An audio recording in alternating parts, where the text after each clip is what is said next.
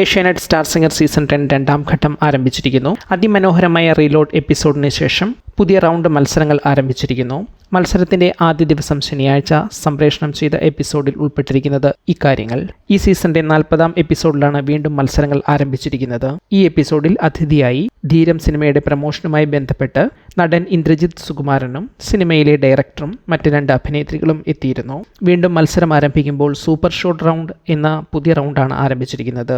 എപ്പിസോഡിൽ ടോസ് കിട്ടിയ convent school ഗുരുകുലത്തെ ആദ്യം പെർഫോം ചെയ്യാൻ അയക്കുകയായിരുന്നു. 2 സ്കൂളുകളിൽ നിന്നുമായി 4 പേരുടെ പെർഫോമൻസുകൾ ഉണ്ടായിരുന്നു ഈ എപ്പിസോഡിൽ. ടീമുകൾ തമ്മിലുള്ള മത്സരത്തിന്റെ ഭാഗമായി പന്തയം വച്ചിരുന്നു. ഗുരുകുലം പരാജയപ്പെട്ടാൽ പ്രിൻസിപ്പൽ കണ്ണൂർ ഷെരീഫിന്റെ പാതി മീശ വടിക്കേണ്ടി വരുമെന്നും കോൺവെന്റ് സ്കൂൾ പരാജയപ്പെട്ടാൽ പ്രിൻസിപ്പൽ മിഥുൻ ജയരാജ് തല മൊട്ടയടിക്കണമെന്നുമായിരുന്നു അവർക്കിടയിലെ ബെറ്റ്. ഗുരുകുലത്തിൽ നിന്നും ദീപു 97.5 മാർക്കും തീർത്ഥ സത്യൻ 99.5 മാർക്കും നേടി.